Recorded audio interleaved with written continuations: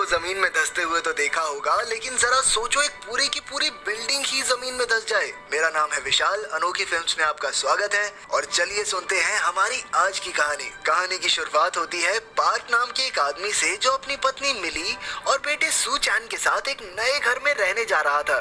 लेकिन जब वो सामान लेकर वहाँ पहुँचे तो एक गाड़ी ने उनका रास्ता रोक रखा था। फिर गुस्से में पार्क ने कई बार मालिक को फोन किया और आखिरकार जूंग नाम का एक आदमी वहाँ आया और उसने रास्ते से गाड़ी हटाई।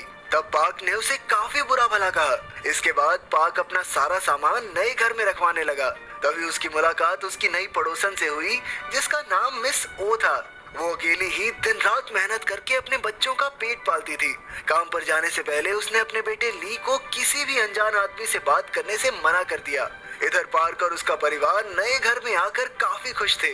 फिर अगली सुबह जब सू चैन अपनी बॉल से खेल रहा था तो उसने देखा कि बॉल हमेशा एक ही डायरेक्शन में लुढ़क रही थी। उसने इस बारे में अपने माँ बाप को बताया और उन्हें भी शक हुआ कि कहीं ये पूरी बिल्डिंग टेढ़ी तो नहीं। खैर बाद में वो अपने परिवार के साथ एक महंगे रेस्टोरेंट में जश्न मनाने गया, क्योंकि उसने काफी मेहनत से आखिरकार एक घर खरीद लिया था। लेकिन वहाँ पर उसने इतनी शराब पी ली कि उन्हें घर जाने के लिए टैक्सी बुलानी पड़ी। हैरानी की बात तो ये थी कि यहाँ भी टैक्सी का ड्राइवर जूंग ही निकला। उस रात पूरे शहर में जोरदार बारिश हुई, जिससे बिल्डिंग के कांच में दरार आ गई थी। फिर सुबह उस पर जूंग की नजर पड़ी और जैसे ही उसने टूटे हुए कांच को छुआ तो वो एक ही पल में चकनाचूर हो गया। उधर पार्क ने भी देखा कि बारिश की वजह से फर्श भी टूटने लगा था। उसने तुरंत इसकी शिकायत म्युनिसिपैलिटी से की, लेकिन उन्होंने कहा कि इसकी मरम्मत पूरी बिल्डिंग के लोगों की रजामंदी के बाद ही हो सकती है। अब पार्क ने सभी लोगों को इकट्ठा करके इस बारे में बात की, लेकिन जल्द ही उन सब में छोटे छोटे मुद्दों पर बहस छिड़ गई। फिर अगले दिन पार्क के साथ काम करने वाले लोग पार्टी करने उसके घर आए। जैसे ही वो बिल्डिंग में घुसे तो उन्होंने जूंग को टूटे कांच की मरम्मत करते देखा। जूंग ने तो उन्हें जमीन में पड़ी दरारें भी दिखाई, लेकिन पार्क ने तुरंत बात पलट दी और अपने साथियों को अपने घर में ले आया। फिर रात होने पर दो लोग तो अपने घर लौट आए, लेकिन जैन और केटी पूरे टल्ली हो गए थे। इसलिए पार्क ने उन्हें रात यहीं गुजारने को कहा। अगली सुबह मिली और सू चैन राशन खरीदने घर से बाहर निकले, लेकिन फिर उन्हें याद आया कि वो ट्रॉली तो घर पर ही भूल गए थे। उन्होंने पार्क को काफी बार फोन किया, लेकिन वो तो घोड़े बेचकर सो रहा था। इसलिए मिली ने सू चैन को ही घर से ट्रॉली लाने के लिए भेज दिया। उधर जब जैक की आंख खुली तो वो तुरंत वहां से भागा, लेकिन वो एक जरूरी मीटिंग के लिए बहुत लेट हो गया था। जैसे ही वो टैक्सी में बैठा तो उसे याद आया कि वो अपना बैग तो पार्क के घर ही भूल आया था। इसलिए उसने ड्राइवर को उसे वापस पार्क के घर ले जाने को कहा। इधर जूंग बिल्डिंग में सबके घर के दरवाजे खटखटाकर बहते पानी की प्रॉब्लम के बारे में पूछ रहा था, लेकिन उसे किसी के घर से कोई जवाब नहीं मिला। इसलिए उसने हिसाब लगाया कि इस वक्त बिल्डिंग में कोई नहीं है, पर असल में ली घर पर ही था और उसने अपनी माँ की बात मानकर जूंग को जवाब नहीं दिया। इसके बाद जूंग छत पर पानी के टैंक की जांच करने गया। वहाँ उसका बेटा बेन छिपकर सिगरेट पी रहा था और अपने पिता को देखते ही वो तुरंत एक कोने में छिप गया। खैर जब जूंग टैंक की जांच करके वहाँ से जाने लगा तो अचानक जमीन जोर जोर से हिलने लगी और कुछ ही पलों में पूरी बिल्डिंग एक भयंकर गड्ढे में धंस गई थी। जैक तो अभी टैक्सी में था और जब बिल्डिंग धंसने लगी तो उसकी टैक्सी लुढ़ककर बिल्डिंग की छत पर आ गिरी। पर जल्द ही वो फिर से नीचे गिरने लगा, पर उसने एक्सेलरेटर दबाए रखा, जिससे वो किसी तरह पार्क के फ्लैट वाले माले पर पहुंच गया। फिर पार्क ने किसी तरह उसे टैक्सी से बाहर निकाला और बाद में उन्होंने मिलकर सोफे के नीचे दबी केटी को बचाया। कुछ ही पलों में जूंग भी बिल्डिंग की छत से गिरकर पार्क के माले पर आ पहुंचा। अब पार्क ने सबको इकट्ठा करके अपने बेटे की तलाश शुरू कर दी। तो जूंग ने उसे बताया कि उसने सू चैन को आखिरी बार लिफ्ट में देखा था। जूंग को यकीन था कि सू चैन जरूर बच निकला होगा, लेकिन असल में उसे सबसे ज्यादा खुद के बेटे की चिंता थी। अब सब मिलकर जूंग के घर पहुंचे तो उन्होंने देखा कि बेन के जूते गायब थे। इससे वो समझ गए कि बेन जरूर कहीं बाहर ही होगा। इसके बाद वो सब मदद की तलाश में बिल्डिंग की छत पर पहुंचे, पर बिल्डिंग गड्ढे में इतनी नीचे धंस चुकी थी कि किसी के फोन में सिग्नल ही नहीं आ रहा था।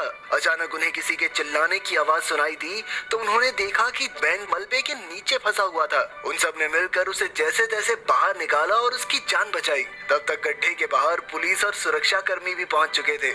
जब उन्होंने नीचे उतरने की कोशिश की तो जमीन फिर से हिलने लगी और मजबूरन उन्हें वापस ऊपर जाना पड़ा। मिली और बिल्डिंग के बाकी लोग भी वहीं मौजूद थे और उन्हें अपने परिवारों की बेहद चिंता हो रही थी। इसके बाद पुलिस ने गड्ढे में एक ड्रोन भेजने की कोशिश की, लेकिन रास्ते में ही उसका सिग्नल टूट गया और वो बिल्डिंग की छत पर आ गिरा। उसे देखकर पार्क और उसके साथी समझ गए कि पुलिस उनकी मदद के लिए आ गई है, लेकिन उसी वक्त बिल्डिंग का एक हिस्सा टूट गया, जिससे छत अचानक बिल्कुल टेढ़ी हो गई। उन सब ने तुरंत लटकते हुए किसी न किसी चीज का सहारा ले लिया, लेकिन जैक के हाथ कुछ नहीं लगा और वो तेजी से नीचे गिरने लगा। तभी केटी ने अपनी जान जोखिम में डालकर एक लंबी तार जैक की ओर फेंक दी और फिर जूंग और पार्क मिलकर किसी तरह जैक को वापस ऊपर खींचने में कामयाब रहे। पर अचानक तार टूट गई और जूंग नीचे गिरकर तेजी से कीचड़ में धंसने लगा। अपने पिता को बचाने की खातिर बेन भी उस कीचड़ में कूद गया, लेकिन बदकिस्मती से वो भी नीचे धंसने लगा। अब समय बहुत कम था, इसलिए पार्क ने तुरंत अपने दिमाग के घोड़े दौड़ाए। उसने फटाफट अपने बेडरूम में जाकर सारी खिड़कियां तोड़ डाली, जिससे कीचड़ कमरे में भरने लगा और जूंग और बेन की जान बच गई। उधर अचानक ड्रोन को सिग्नल मिला और वो उड़कर गड्ढे से बाहर आ गया। इससे पुलिस को पता चला कि अंदर लोग अब भी जिंदा हैं। तभी उन्हें खबर मिली कि जब सुचैन बिल्डिंग में गया तो उसके पास फोन था। जब पुलिस ने उसका फोन ट्रैक किया तो पता चला कि वो भी अंदर ही कहीं फंसा हुआ था। फिर अगले दिन पुलिस साथ की बिल्डिंग के लोगों को समझाने पहुंची कि उन्हें ये बिल्डिंग्स तोड़नी पड़ेंगी, नहीं तो जल्द ही ये बिल्डिंग्स भी उस गड्ढे में गिर जाएंगी, जिससे वहां मौजूद सभी लोग मारे जा सकते हैं। पहले तो कोई भी इसके लिए राजी नहीं हुआ, लेकिन जब एक बूढ़े आदमी ने उन्हें जिंदगी की अहमियत समझाई तो आखिरकार सब मान गए। उधर गड्ढे में जूंग ने सबको बताया कि अब बिल्डिंग में कोई मौजूद नहीं है, क्योंकि इस हादसे से पहले उसने खुद हर घर का दरवाजा खटखटाया था। फिर कुछ समय बाद पुलिस ने पैराशूट्स के जरिए उनके लिए खाने पीने का सामान भेजा। साथ ही उन्होंने टॉर्च, ऑक्सीजन, बैटरीज और एक सैटेलाइट फोन भी भेजा। पार्क ने तुरंत अपनी पत्नी को फोन करने की कोशिश की, लेकिन इससे पहले फोन खुद ही बजने लगा।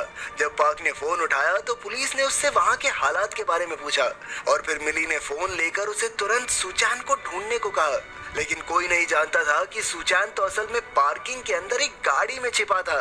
उन सब ने एक रस्सी की मदद से पार्क को लिफ्ट तक पहुंचाने का फैसला किया। वहीं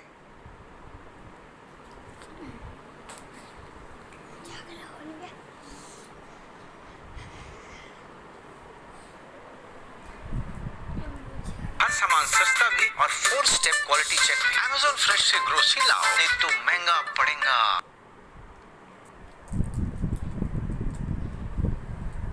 मीशो से शॉपिंग करो और पाओ डिलीवरी बिल्कुल फ्री। Download now. वहीं बाहर से पुलिस ने क्रेन के जरिए लोगों को निकालने का काम शुरू कर दिया, लेकिन अचानक साथ की बिल्डिंग का ऊपरी हिस्सा टूटकर गड्ढे के ऊपर फंस गया, जिससे अंदर जाने का रास्ता ही बंद हो गया। इधर पार्क किसी तरह पार्किंग में पहुंचा, लेकिन उसके साथियों के हाथ से रस्सी छूट गई थी। उसी वक्त वहां जोरदार बारिश होने लगी, जिससे पार्किंग में तेजी से पानी भरने लगा। वहीं बेचारा सुचैन पूरी तरह रो रो कर मदद की गुहार लगा रहा था।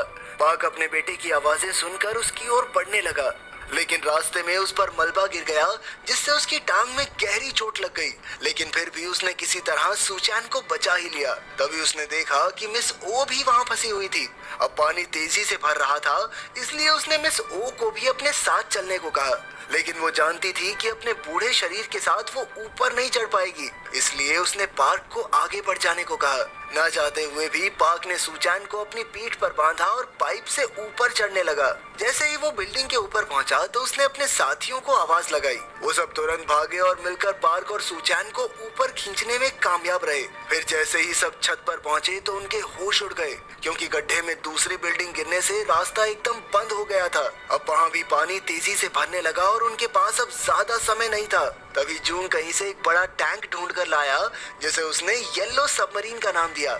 उसने फटाफट सबको टैंक में डाला और खुद अपनी जान खतरे में डालकर ढक्कन बंद करने के लिए बाहर ही रहा। फिर जैसे ही पानी का स्तर तेजी से बढ़ा तो टैंक भी ऊपर तैरने लगा, लेकिन कुछ ही समय में टैंक कुछ तारों के जाल में फंस गया। तब केटी ने सबको जोर से कूदने को कहा, जिससे वो टैंक को हिला सके। सबने वैसा ही किया और आखिरकार टैंक तारों के जाल से बाहर आ गया, लेकिन खतरा अभी टला नहीं था। अचानक एक स्टील की पाइप जोर से टैंक में आ घुसी, जिससे अंदर पानी भरने लगा। अब सबने अपना पूरा जोर लगाकर पाइप को बाहर धकेलने की कोशिश की, लेकिन कोई फायदा नहीं हुआ। पर तभी जून ऑक्सीजन लगाकर वहां पहुंचा और उसने बाहर से पाइप निकाल दी। फिर जैक ने अपना हाथ उस छेद में फंसा दिया ताकि और पानी अंदर ना सके। इधर जूंग टैंक को पकड़कर ऊपर आने की कोशिश कर रहा था, लेकिन जल्द ही उसका हाथ छूट गया और वो नीचे गिरने लगा।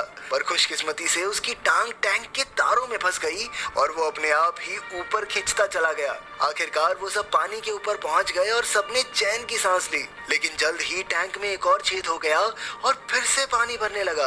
अब जूंग ने बाहर से तुरंत ढक्कन खोल दिया और ऊपर से पुलिस ने भी उन्हें देख लिया। जल्द ही उन्होंने क्रेन के जरिए सबको बाहर निकाला। आखिरकार 48 घंटे की जद्दोजहद के बाद सब सही सलामत बच निकले थे। अगर वीडियो पसंद आई तो लाइक कर